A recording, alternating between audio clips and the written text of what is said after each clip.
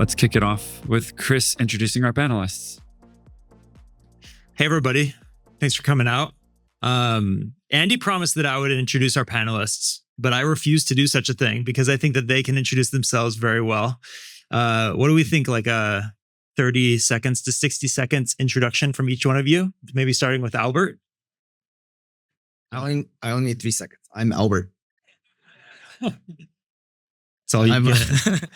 I'm a professor at CMU, and I also have a startup called Cartesia on my hoodie.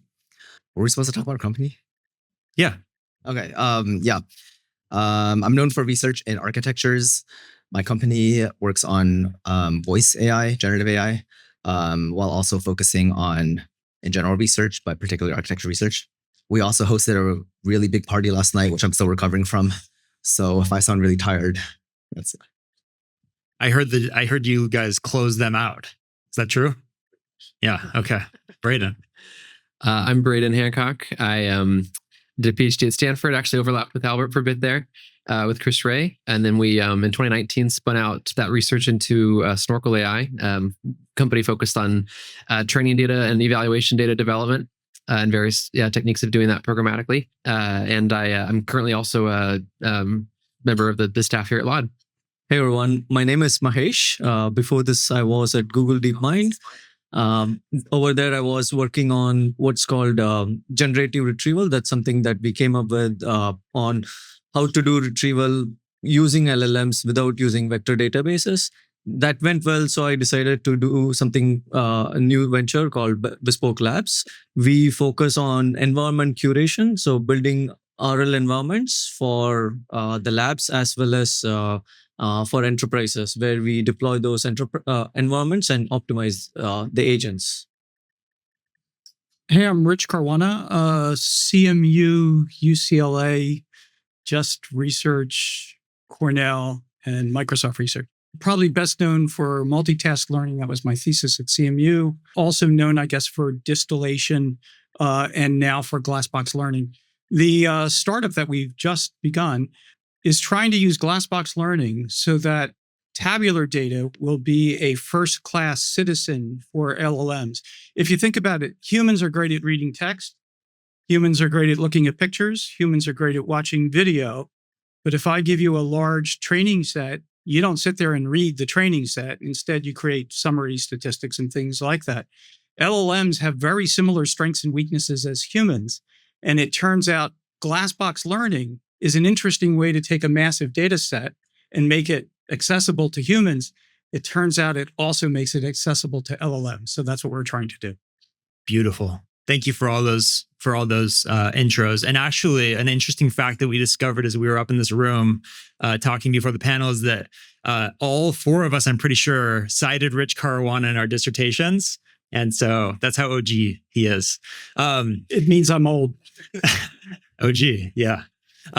So the first question I wanted to ask this panel of distinguished researcher founders is about a line that we often hear coming out of the frontier labs, which is, you have your classic PhD student or maybe professor, and they're thinking, I'm just trying to decide between going to a frontier lab or going to do my own startup or stay in academia. And you'll often hear the frontier labs say something like, well, we're going to have AGI in 18 months. And so why would you do anything but join X lab? I wanted to ask our panelists, given that, how do you feel about what you're doing right now with your life? Go for it. I mean, I just want to say Sam Altman probably said 1,000 days back that AGI is going to be there in 1,000 days. So it's not there. It's a long road to AGI. I personally don't believe that it's going to hit anytime soon. It's a long way because there is a lot of, if you think about the models, they are learning based on what data we feed them. And right now, the way they are trained, we have also been, doing data curation and whatnot, is we feed more and more data about more and more things that we want them to learn, right? So that's how they are learning. The generalization aspect has been, debated. So AGI as such, I feel it's going to take a long while to come. Yeah, I think also the trade-off too is not just like what technology you work on, but like the skills you will gain at each of those places is very different. Like at a startup, you're getting an education in discovering valuable problems and figuring out how to address those and like provide value to somebody in some context. We all have a lot of career ahead of us. I have no idea what the world's going to look like in 30 years, but the skill set of being able to identify an issue and how to address that issue and do it systematically and well, and have all the full skill set you need to do that. I think that's what a startup gives you. So I don't know, maybe AGI makes the entire economy irrelevant, but short of that, I feel like there will be a need or at least value to anybody who can identify problems and identify solutions to those and deliver those successfully. My limited experience is that it is a different kind of graduate student who wants to do a startup versus go to one of the bigger labs versus go into academia. And it depends in some ways on how much you want to have that pressure and lever where something you do is going to actually make a huge impact on the success of the group in a very short period of time. But what's interesting is I think after maybe 10 years, there's a lot of convergence. So I think a lot of academics in particular start wondering what they're missing and end up wanting to do things that are more entrepreneurial after a period of 5 or 10 years of academia. So we do see convergence. But as you said, it does matter what you start to do right out of your PhD or out of school. So. Yeah, I mean, is the advice different for somebody who is just coming out of their PhD versus like well into a career? Or are these things of, AGI is kind of fake news, or you're going to get a different thing out of startup and a frontier lab? Does that apply as advice across the board?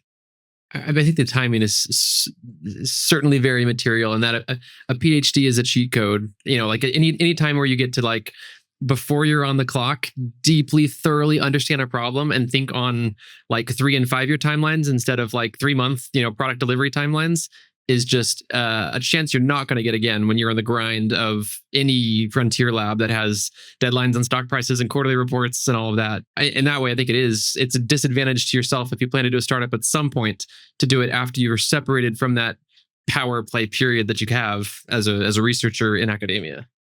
Okay. Yeah. So I feel like that's an interesting segue into the next question that I wanted to ask, which was, do researchers make good founders or not? Because there's there are arguments for and against being a founder as a researcher. I mean, Braden, you're kind of talking about like taking these longer bets. I could see that as one of the reasons why you might kind of bet on researchers as founders. But what would you all say as to why a researcher would be a good or a bad founder? I think we'll find out in a few years, depending on how Bespoke does. But there are strengths and weaknesses of researchers. Yes, to begin with, I guess we should acknowledge that researchers, maybe they suck in being good salespeople, right? Or understanding the business nuances, which was certainly true for me. And that's actually one of the reasons why I started, why I wanted to do a startup is to learn the other side of the world, right? So I was a researcher and engineer, but never like an operator. So I just wanted to learn new set of skills. But having said that, there is a lot of value to being a researcher. It's like, in some sense, you are trying to figure out what's the weakness or what is missing in the world that you can, think about, build and research, and of course, hopefully monetize. I think that's a skill that we all learn as researchers in a different way. And now it's just you do the same set of things as a builder, right? So that's my view. I think another advantage is just as a researcher, you're thinking on the timeline of what's going to be relevant in 2, 3, 5 years. If you think a project's only relevant for the next 3 months, you don't do it. That's a bad idea. It's a waste of your time. And with companies, a huge part of the success of a company depends on timing. If you've called the right trend and got kind of the running start to be at the right place at the right time as it peaks, you don't really ever create waves. You mostly ride them.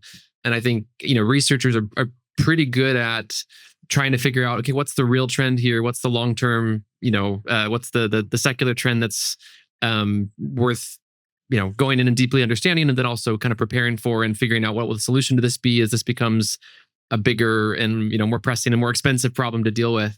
So there's just like a natural incentive structure to get you thinking in that type of way and identifying the types of trends. That means your startup idea is also probably more likely to be well-timed with a time period that would work out for a startup versus if you're having to suddenly shift from the weekly grind to thinking long term or vice versa. What are researchers bad at? It's definitely a two-edged sword. I mean, researchers eventually get pretty good at guessing what might work, how hard it might be, what the pitfalls are going to be, what are the 2 or 3 dimensions you should focus on most. But then researchers are not great at just getting it to work and not understanding. Like, they tend to want to lay a thorough foundation, and you don't necessarily want too thorough of a foundation if you're a startup. It's definitely, for me, it's very, very different now doing startup versus doing research. And even the kind of things I go to, I'm interested here at NeurIPS, a conference I've been going to for 30 years, are suddenly very different this year than they were in the previous 29 years, just because I'm in like startup mode mentally. Yeah. It's funny hearing you all talk about this because I didn't hear anybody say the word user, I think. And so you're all talking about like the problem and like the vision that the researcher has. But I think that's something that researchers can be bad at sometimes, is finding users and talking to users and understanding something that is not inside your own head. So can you each talk about kind of at what point in your journey, maybe that's tonight, that you started thinking about users, and how you started talking to them, and whether that was a natural thing or an unnatural thing? Talk about how it was to find users. I don't think I should be answering this question. I am not allowed to talk to customers. Who told you not to? The other founders. But How does that make you feel? Great. I don't want to talk to customers. No, but I think our company has like a few founders and there's a balance. I think there are some skills that are somewhat orthogonal to research. So, but I do think that good researchers somehow tend to be good at a lot of things. And there's like underlying factors of, being high agency, just like learning fast, and these things do transfer. There's a lot of skills that you don't directly use. Like our CEO, Curran, was PhD student in my lab, actually kind of somebody I work with pretty closely. He just does like business stuff now. He doesn't really, touch the models or anything. And once in a while, he'll sit in a meeting and we'll be like, wow, you remembered you had a PhD. Yeah. So I don't really know about the customer stuff. I think like everyone is actually just really good at kind of like adapting to what they need to. And I have actually noticed that the founders with PhDs who have done research do tend to have longer term visions and are able to make like longer calculations rather than doing very reactionary planning and kind of more short term. It's a small sample size for me, but I think that's been a pretty noticeable correlation. So I think there's a lot of skills that do transfer, even if you're not directly using your actual research. Yeah, I think the possible pitfall for researchers, this will tie into users, is often there's just this conviction that the elegant solution is the one we should go with. Like you want like the clean, the pure, and often like that's great. It works great because you held that line, it worked out, but it can backfire, and especially when users are telling you something different than that pure solution that you really want to be the right one. And then you have to figure out, am I wrong? Is this a place where we hold the line, or do we listen and bend and give them the faster horse that they think they want instead of the car? Like there are these tough trade-offs to make. But I think the really great research programs and advisors do get you thinking about solving real problems and get an evidence that this solves a real problem. I mean, if your papers are all strictly on toy or synthetic, like there's a smell to that. And I think a lot of good advisors will catch that and help you recognize early, like you got to ground in something more real. A follow up on that toy or synthetic. So this conference in the 90s had a history of being considered the beautiful math with a toy problem at the end to to suggest it might work in an ideal world. And of course, now things have radically changed. There's a real spectrum of research, right? From very theoretical to very applied and practical. And if you're the kind of researcher who has always been interested in getting your stuff working and out in the open source and getting code out there, and then you're probably more used to thinking about users from the very beginning. But if you're really on the theoretical side, there's a chance the user is like the proverbial theoretical horse. We'll assume it's a sphere, and we'll start from there. So yeah, it depends on what kind of research you've been doing. I think whether users always were part of your plan or not. This is actually a great question because to some extent, as a researcher, my strength has always been thinking about technology and what problems to solve. But the flip side is like, okay, I don't think about users, right? So this is something I had to actively think about and learn and how to address it. We have done a lot of mistakes at Bespoke. For example, we built some stuff thinking, okay, this is going to be a great model, great stuff to do. But at the end of the day, we had trouble kind of commercializing it in the last year. It's because we didn't go and talk to the users, right? So this is actually my co-founder is Alex DeMarquis. He, even though he's a researcher, he actually always tells us that, okay, we should talk to users, we should talk to the customer, try to understand, their point of view. Also, I guess connecting to something I heard recently is there are like different DNAs to companies, right? If you look at Google, actually, where I feel like I got a lot of training from there. It's predominantly a technology company. To some extent, they don't care about the users. Like there is no, if you have a problem with Gmail, there is no way to reach them, for example, right? Google's whole thing, the DNA there is all about technology, building one of the finest technologies. There is a lot great engineering culture. They do a lot of good research and so on, right? Whereas if you think of something like Apple, their DNA is like, okay, how do you build the best product? And then there are other companies where their DNA is like, okay, let's delight the customers. I feel like most of the researchers kind of fall into the former category of like trying to think about what's the novel research to do, what's the novel technology to build, and especially for a startup, it sometimes can backfire because you build something and it doesn't work out or it's not useful to the user. So that's something I feel, I've kind of actively been learning how to go out and talk to people and kind of ground what we want to build. Yeah, thanks. I wanted to double click on this point about open source that Rich touched on. You're all involved in companies. One of you is a proper academic and always writing papers and putting out your best thoughts into the world, presumably in that conference center over there. I wonder if in this age where the people that you're competing against are actually, not publishing what they're talking about, is it irrational to operate in open source and in open science as a startup founder? Yeah, it's a pretty complicated question. I mean, there's many benefits of open source. Aside from, so the risk is that it seems like you're giving away your secrets or what you're doing, but there's a lot of benefit, including publicity, branding, hiring. So those are real and it really does matter. But the other thing I realized kind of recently is that people just like don't pick up what you're doing, or like people are very conservative. Even if you're publishing stuff that is important, it takes a long time for adoption. And so if you have high conviction in your ideas, and you're right, you actually have a ton of lead time. You can be publishing stuff the whole way and no one's going to use it. They might have like one intern trying it, but like for ideas that require a lot of orchestrated effort, which is most good ideas, it's like the better the ideas, the more of a departure it is, right? The more of a departure it is, the more effort it takes to get it to work. Even if people are kind of exploring it, kind of interested, they're not really going to invest a ton of effort into these things. So actually, if you are right and you have really strong conviction, you just want to actually execute on your idea, you actually have a lot of lead time. And so I actually don't think that there is a downside. I mean, there is like, you are saying something, but I don't think it's actually making your competitors giving a leg up and, able to overtake you, because they're probably just too dumb to realize their idea is good. What do the rest of you think about that? So one of the advantages of open source is that you can get signal from more people, perhaps more quickly. So this goes to the users question and the fact that people don't tend to adopt things from research papers, as you were saying.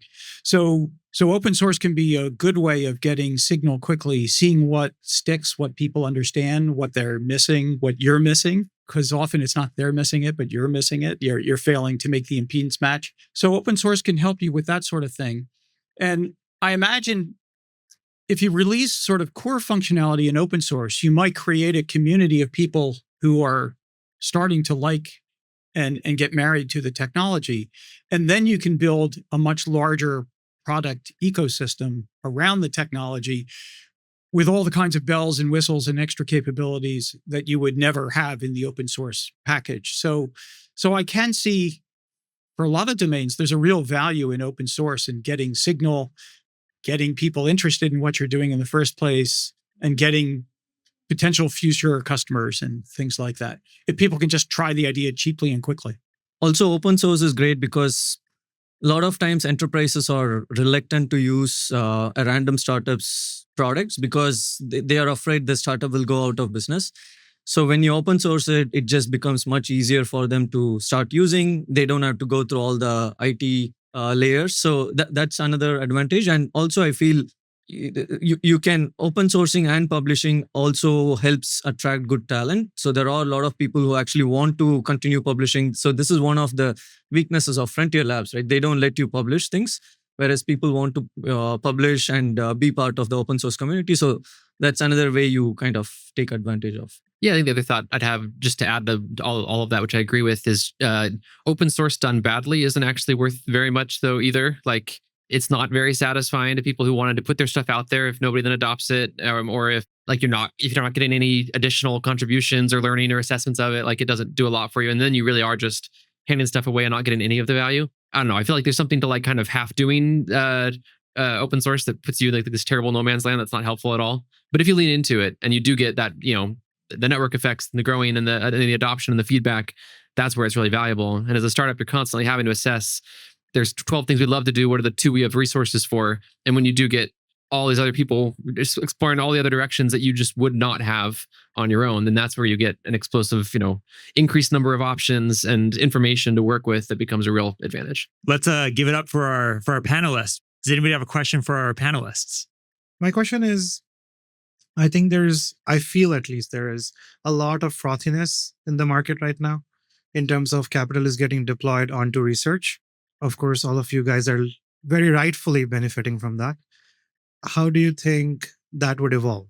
This is a good problem to have, right? So each startup's perspective, it may be bad, but the more ideas we all collectively try, and it's good for the society. I guess the other thing I'd add is like easy money makes it maybe easier to start a startup, but it doesn't necessarily make it easy enough to like build a company that can someday go public and be self-sustaining and have a strong real revenue through ups and downs of the market. I mean, it maybe increase an artificially large top of funnel right now, but either way, you're still going to have to figure out the hard, like you're going to have to go learn the hard lessons at some point. So, I think you'll see a lot of companies that came into easy money fizzle out relatively quickly. Some of them will figure it out, and that's great. And that'll, do the wonderful things that startups do for economy and everybody else. But I don't know. I think it's a very short-term pass when money's flowing freely, and great companies survive and often come out stronger through the downturns and things that will undoubtedly come as well. Ilya recently said era of research is back. So yeah, we can enjoy that. Hey, I'm Carl. I'm a postdoc at Stanford, interested in startups generally. I'm curious how you, in your journey, thought about timing, the time at which you should actually take what you're researching and spin it out into a company. Did it just feel right in the moment, or? For me, my research was different from the startup that I had. The timing, in terms of timing, it's just I spent a bunch of time at Google. I also wanted to learn a bunch of things which I felt I did. So I just felt the time is right. Yeah. So I think in my case, I didn't think too much about timing. I was actually already going to be at CMU, and then CEO Karan just asked me to be part of this thing you want to start. I was like, sure. Like in terms of timing of spinning research out into a company, it really depends on what the research is, basically, right? So it depends on a lot of factors. But for example, even now at Cartesia, we're kind of going through a transition where we are going to invest much more heavily in a new research thing. And so it's kind of similar to that. It's like, it's not starting a new company, but it's actually kind of like transitioning a little bit, the current one. And I think it isn't really timing dependent in terms of what other people are doing, but really just like what we have, because the thing that makes it work is that we have very high conviction in the idea that we have. And we think that other people will be very slow to pick it up. Actually, I personally am kind of an academic in that I just want to do cool things. I want to make a mark on the world through research or other stuff. Like I want to do stuff that other people can't do. Actually, I had an answer to the first question about big labs, which is I think of impact in 2 different ways. One is kind of what I call additive impact, which is that if you're a cog in a machine, but that machine is doing something really great, then you have contributed, 1/1000th of that or something. The other type of impact is what I call counterfactual impact, which is that if you don't exist, would the thing that you're doing have happened? And I think that working on a big lab is additive impact. If you didn't go there, some other smart PhD would go there and do the same thing. But starting a company, going to academia, is counterfactual impact. If you have things that you want to do that no one else is going to invest in, then you not being there would change the world. Spinning research into a company is sort of like that. Most of the research is not like other people aren't going to pick it up and really invest in it. I'm okay with putting out papers and other people developing it, but I kind of realized that some of the things that I'm doing, other people aren't going to do it, even if I'm telling them what to do. And so I'm just going to do it myself. And so the timing is just that I have a good idea. I'm just going to do it. Well, I think that's a lovely place to close. So let's give it up for our panelists one more time. Thank you all so much for coming. All right, come on up, Berkeley people. All right, here we have Trevor Darrell walking the runway for us. Director of Berkeley AI Research Lab. Siwon Men, incoming faculty to BAIR. 1 year, just coming into her second year. Somewhere in the first or second year. And Alyosha Efros, not in your first year as a BAIR faculty member. Thank you for joining us. We have representation from the faculty of arguably the top AI research lab in the world here. My personal opinion. Happy for you to disagree quietly from your seats in the audience. Why don't you introduce yourself? We have vision faculty, NLP faculty. I guess I'm the oldest probably. So Trevor Darrell, been studying AI, vision, and language to some degree for too many decades, and really enjoying BAIR, the culture we have, and all of my colleagues, including Sewon. Hi, I'm Sewon Min. I'm a new faculty member in BAIR, joined less than a year ago. Before that, I got my PhD at University of Washington. I do research on natural language processing in LLM, mainly focusing on sort of an intersection between building new architecture or learning and the data use. I'm Alyosha Efros. I've been doing computer vision mainly, a little bit of computer graphics and machine learning, and just has been always infatuated with large data. And finally, I am in the vogue. It's great. The BAIR Space Lab, we call it lab. How long has it been around? I think we officially started BAIR probably around 2015 or 16. Before that, we had something called the Berkeley Vision and Language Center, which was like a precursor to BAIR, but maybe around a decade so far. And we've had some big hits. I say we, I wasn't in BAIR, but I believe there are some colossal hits that have come out. Well, I mean, so many influential, like we've had all of the work from Peter Abiel's lab. Including John Schulman, co-founder of OpenAI. The original diffusion model papers came out of Peter's lab, Sergey Levine. In my lab, we created Caffe, which was the first commercially viable use of NVIDIA GPUs for deep learning. I wish I had a nickel for every, GPU that has been used since then. Caffe evolved into PyTorch, at least PyTorch 2. And just amazing cohort of students. And I'll pass it down to Alyosha, I think, who also has a number of great examples. Yeah, let's keep hearing them. Very inspiring. Yeah, so we have a lot of famous academic who did very well. John Schulman, I guess, well, he's kind of academic in industry, but also academics like Pulkit Agrawal and Philip Isola at MIT and Deepak Pathak at CMU and a whole bunch of people in Stanford. And I think that also, doing well in industry as well. I guess, John Schulman, my two former grad students, Bill Peebles and Tim Brooks, did the Sora thing. Yeah, and I think the list goes on and on. All right, we'll make sure they're all coming to Laude Lounge tomorrow if they haven't been invited yet. Great. What do you think is the secret recipe or the secret ingredient in the recipe? What's the secret magic sauce? I think we were lucky in that there was a generation of people who were hired, and I'll mention Peter and others. And I think we bet on deep learning during a few year time span. And Oriol Vanals was here earlier today, my former co-advised student. His other advisor was Nelson Morgan, who pioneered a lot of speech and deep learning techniques. And Berkeley, I think we were just lucky that we were pivoting into that space in academia much faster than our peers. And so we were able to just have the first generation of CNNs and early vision and language models and robotics deep learning. And it took MIT 5 years to decide to finally hire our students. And now they compete very well with us. So. I don't know if I believe that, actually. Was there a chapter in Berkeley AI Research during previous winters where we were just beating our head against the wall on AI before some of the more recent breakthroughs? Is BAIR a result of prescient timing? Like the faculty made a bet at the right time, or is it actually a result of termination and spending 20 years getting it wrong, and then actually because you never gave up, then we're the first to get it right or got it right, kind of called so many things right at the time when these neural networks were going to break up? So my feeling is that actually Berkeley got lucky by not doing a lot of the old school AI. Berkeley was very late to the game, right? So MIT and CMU really dominated the space of old school AI.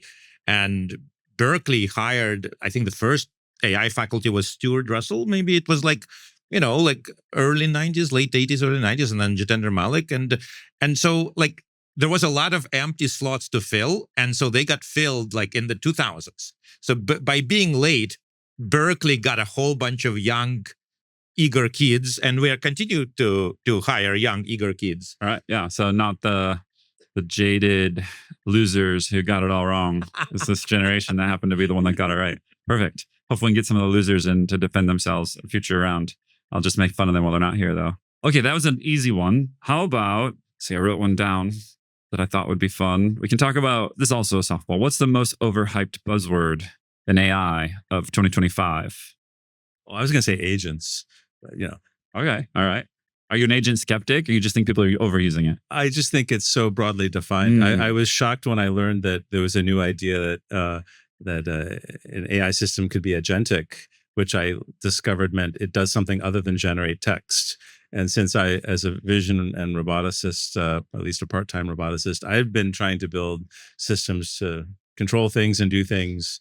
I don't know. And then eventually I think we've all converged on what agentic means. And I think many of my students are interested in agentic AI, and so am I. But I felt like that word was particularly deceptive. Maybe the other one would be LLM. In the sense that what is a language model? Does a language model need to have text in it? I've asked Seiwan this question before, so I'll ask her now. Do you think it's overhyped, or you think it's a misnomer? Then that's why it bothers me. I think I misunderstood. Maybe I have a misunderstanding of the term. It's like when I was young, a language model you could have a language model on non-text tokens. But I think that was a sort of like more signal processing definition. So I feel like those terms are sometimes, I don't think LLMs is over. I think agentic is overhyped. Got it. But I want to hear what Alyosha thinks. I think everything is overhyped. I mean, yeah, agentic world models. I mean, they're just video generators right now, right? If you don't have a robot and that robot acts in the world, it's not a world model. It's fine. I think hype is what makes the young kids excited. And so the oldies are like in the back, it's like, well, actually, it's nearest neighbor, but that's okay. You can keep your fate. I think fundamentally, we are over focused on algorithms. There is this belief that it's the progress in algorithms that's going to drive everything, and it's kind of this kind of a scientific egocentrism, because algorithms is something we come up with. So we think, okay, that's all because of us. But of course, historically, we know that algorithms have basically come around many times over, and multiple different algorithms basically give you the same results. So you have diffusion models, you have autoregressive models, you have a GAN model. They produce equally good images because they're trained on the same data set. And so a lot of the time, it's the data and the compute that makes things start to work, but it's very hard to admit. And so we come up with these new buzzwords that basically map to the same old thing. But that's fine, because after all, the progress is being made. And that's the important thing. Seiwan, I think you talked about data in your little very brief introduction. Do you fully agree? I'll be looking for opportunities for you all to disagree with each other, violently, possibly. No, I think I agree. Agents seems like a very like buzzword right now. I think another topic that seems very popular is reasoning models, and in particular, a very narrow definition of reasoning that are often on a very narrow set of domains like math and coding. That seems like very hyped to me. I think another thing that seems little hyped to me is like RL. And of course, I think RL is really useful and cool, and I have a few papers on that. But I think there are some belief that, okay, if we do everything with RL, then everything will be solved, which I don't think that's true because there are so many fundamental open problems that are very general. Yeah, I'm going to go, even though I'm not a panelist. AGI, I think the founders of OpenAI cursed us years ago when they decided their mission should be to pursue AGI.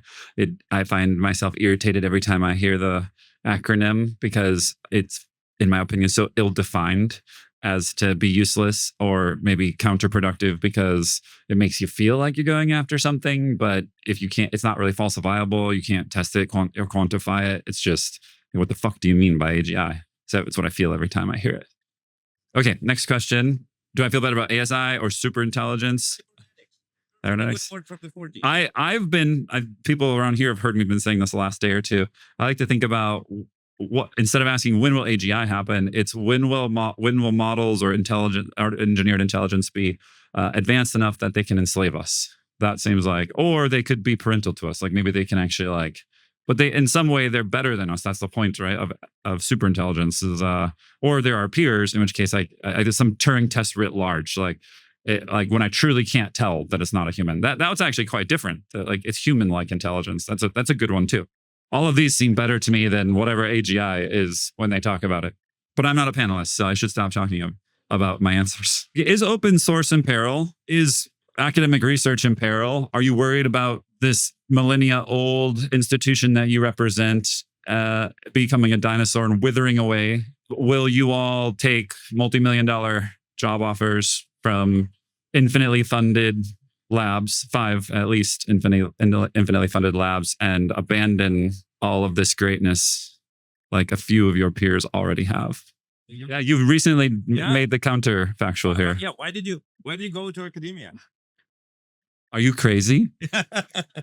I feel like my Berkeley faculty colleagues are already very rich. So I only feel this is a way to become rich. So I feel like are you maybe rich? All right, not all of them. That's your answer? She just disagrees. She's here to get rich. That's why she's at Berkeley. It's hard to predict the future. Your salary is published. You know that. It's hard to predict the future. I think I'm pessimistic about some things that are secular issues in academia. I mean, I really wonder we're going to have such revolutions from Kartik's company and others. And with LLMs, do we really... What's Kartik's company doing? Kartik's company, SigIQ, doing interactive tutoring. I think he just stepped out. Otherwise, we give him a plug. Full disclosure, I invested in that company. Yes. Hope it wins. And I did too. And so, but just in general, I think we hear in faculty meetings that students aren't coming to recitation anymore because they can just ask ChatGPT the questions that they would need to ask faculty.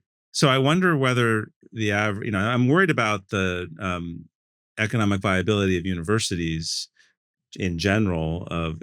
With the average person, I have 2 teenagers right now. I will be shelling out, hundreds of thousands of dollars potentially for college if I follow the normal path. And oh wow, that's that question. You're just going to plop them in. The alternative is plop them in front of ChatGPT already. No, I mean, I don't know what the alternative. They'll have to follow their own way. But like for the economic deal that the middle class in America have had of send your kid to school, take $50,000-$70,000 a year of debt, is that going to really pay off? So that the model of the university I do worry about, but I'm not worried about AI research. I'm not worried about there not being enough funding. I think the federal government is ramping down a bit, but institutions like Laude and other, there still seems to be a lot of energy and money out there to do relevant research. You may be biased because you are possibly the most talented academic fundraiser that ever walked the halls of any university. So I think on the educational front, I think peak CS is over. I think we're going to see less and less students, but that's maybe a good thing because some of our students really shouldn't really be studying computer science. So I think we kind of... Why is that? Just, They're not good enough? They just don't know, fractions. So don't worry, the Berkeley undergrads are used to hearing this. I mean, there's there's a big range, and I think we're going to be right sized, and I think that's fine. I think in research, I'm uncharacteristically optimistic. I think research dies when problem is solved. There was a department of nuclear engineering or something, and they are kind of finishing up because the problems are they're done, right? I don't think AI is going to be done for a while, and the academic research, I think, is going to continue to be very important because we do the crazy long-term things that industries just cannot do because the short horizon is a problem, right? And we see over and over again that the things that were crazy 5-10 years ago, they become everything that everybody is doing. And we keep seeing this over and over and over again, that some silly academic research turns out to be the hot thing in industry in 5-10 years. And, I have had this several times. Huh? Yeah, give some examples of that. That'll be fun. I mean, in early 2000, we were arguing, yelling to everyone about large scale data. Nobody listened to us. Suddenly now everybody is doing large scale data. 2015, everybody was doing supervision. Everybody was like, oh my God, we are worried that, we don't have enough money to label, create our own image nets. And we were like, okay, you should do self-supervision because then you don't need the labelings. Again, nobody cared for 5 years. And then in 2020, suddenly the industry woke up and said, oh my God, yes, self-supervision is the thing.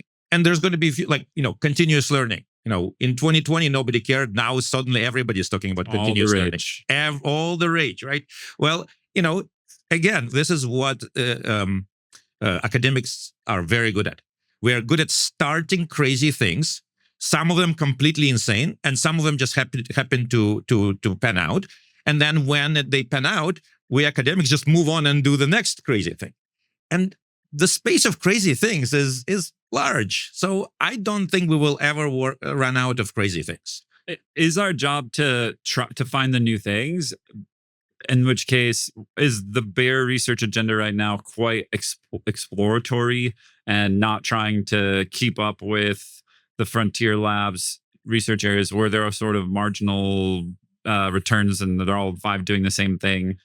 Is that feel like the right balance? I think this is exactly the job of academic, not just BAIR, but I think BAIR, we're particularly successful at this, but there's no point writing incremental papers from in a university setting, right? That's not, they are much better served by industry. If something could be done in a year, why write a paper about it, right? And we encourage our students to do things that would never in a million years occur for industry to do. For example, my students, I tell them, let's do generative models with no language. And of course, all the industry people are like, this is crazy. Why would without you not use language? Say more. What does that mean? Without language? Without language, from bottom up, pixels, torques. Pixels only. Just only physical signals. No, because language is supervision. Okay. And basically right now, what everybody is doing is essentially distilling into the models 2,000 years of human knowledge. But how did we get that human knowledge from the beginning in the first place? Nobody knows. There should be a way to figure out how we go from pixels and torques to Shakespeare.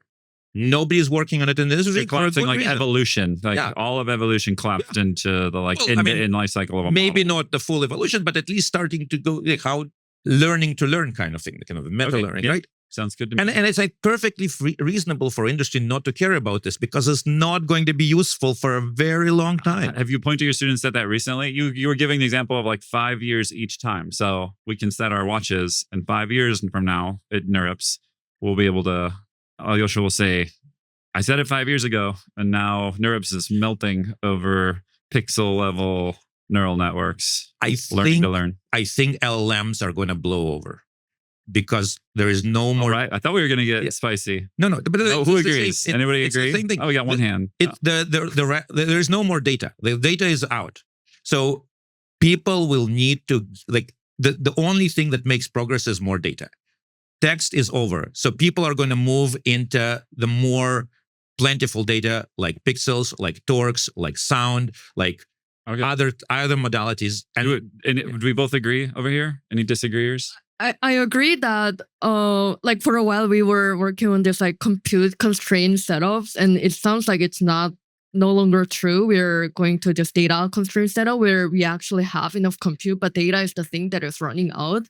I'm not sure if the solution is like text is like we remove text completely, but it looks like if there is a way to get more data, and part of that solution is to get other modalities like sound, video, images, or so on, that sounds plausible. Although I think even in text there are ways to do that, like people generate text data and so on. So Trevor? that part might be one. Who do you agree with or disagree with? If LLMs mean text only, then I agree. Okay. Maybe it won't blow over, but it'll certainly blow down. It'll be part of the substrate. It won't be It will be the new. It'll be like electricity. Yeah. It'll be commodity. Yeah. Yoshio Bengio was here earlier, and talking to him is sort of like talking to a science fiction novel turned into a person. It feels, and actually a lot of my experience, I was saying to him, a lot of my experience is these days trying to get my brain to accept that something that ChatGPT is able to answer things as well as it has after 20 years of Google kind of being so shitty at answering my questions. Now this model can answer it better than any person I could ask. That feels like sci-fi becoming nonfiction to me. And I think self-driving cars feels like sci-fi becoming nonfiction. Lots of things in my life now feel like that. Do you have that cognitive dissonance, any of you? And does it feel to you like we're walking around a sci-fi novel? Or does that feel like I've been pilled by something, whatever that means? I think if we bring you back to the 17th century and you're the first person to read an encyclopedia, I think you would have a similar kind of, oh my God, I don't need to travel across 7 seas to learn about things. I can just one book, and that book tells me everything. Our colleague Alison Gopnik has a very nice way to talk about current AIs. She says, don't think of them as agents. Think of them as social technologies, like the printing press, this encyclopedia. It's a way to organize information and deliver it in a better form than before.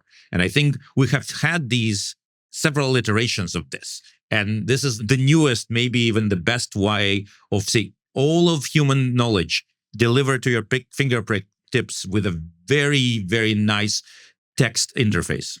I think it's easy to be impressed by models doing things that humans cannot do. So examples are models solving like math Olympiad questions and things like that.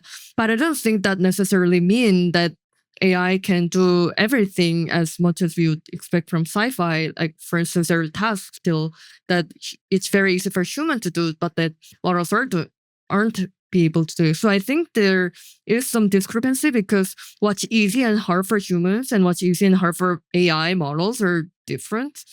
I'll just say yes. No, that's not enough. I mean, I think it's the same. It is amazing. I'm also amazed how often they don't work, but I am amazed how well they do work. And I think I and many researchers were surprised at the capabilities. Although I think when you look with the millennial historical perspective that Alyosha just conjured, it's like seeing airplanes fly would have blown me away. Electricity would have blown me away. I think it's in the same category of change. Yeah, I sometimes think that when I was 8 or something, I was 10, I think we first got internet. Juno, email first, dial up, and then eventually, so internet became a thing. And I went to the public library and used it. We had like a bag from a Radio Shack. So like a big battery that had like a cable attached to it that you like felt like a normal phone attached to the floor of your car, essentially. So we lived through a bunch of these I did, and that means at least one or two of you lived through more paradigms than me of that. And big data and public cloud also seemed pretty magical. To me, this one feels more profound. Is that true for you all? Or is it like, nah, it's just another one? I'm not sure yet. Oh, really? Okay. I think you are representing a point of counterbalance to many other people, the vast majority of people at NeurIPS is my experience. I don't know if people agree with that. I'm feeling like, at least in the visual domain, the fact that you're accessing a data set of 5 billion images, people have hard time thinking in high dimensions. People can never be able to see 5 billion images or have read all of Common Crawl. A lot of things look like magic. Okay, let me paraphrase Arthur C. Clarke. Interpolation in very, very high dimensional space may be indistinguishable from magic. I think we're seeing some of that. It looks like magic. It totally looks like magic, but it just might be data. Feels more magical to me. So, all right, great. Well, thank you for joining us. Oh, do we want to do one question from the audience? It's got to be a good one. You have to have high confidence. You have a good question. Otherwise, it's not worth it. You wanted to be controversial, so I'm going to disagree with Trevor a little bit. I'm Ritwik. I was one of Trevor's PhD students and will be faculty at Maryland, and I guess I'm also a founder now. You asked initially, like, what makes BAIR special? What made BAIR special? And Trevor said, we got lucky at the right time. We had all these young faces. I don't think that's right. I did my undergrad at Pitt. I spent 5 years as a researcher at CMU. I spent a decade in government and industry, and then 4 years at Berkeley. I've never met another place where they took risk on weirdos. I remember meeting Trevor and I was like, I want to work on AI for first responders. That's what I want to do. Vision, robotics, whatever it is, I want to do it. And normally it'd be like, well, you have no publications. You don't know what you're doing. But Trevor was like, you know what? Fuck yeah, let's do it. Every single colleague I've had at BAIR is a little bit of a weirdo insofar that the faculty have their own agendas, but they let the students shape it. So I don't think it's luck as much as it was culture. And it's one of the most cultured places I've been where it's just do whatever you want as long as you're fixing humanity in some ways. And the lesson is always put a shill in the audience before you. Also, I really like that you nominated yourself to panelist at the end and did not ask a question, but in fact just answered a question that was unasked, or maybe an earlier question that I had asked. So I think that is an extremely appropriate way to end Be a good faculty this panel. Yeah. Great. Thanks so much for coming out, joining us on the panel, and enjoy the rest of NeurIPS.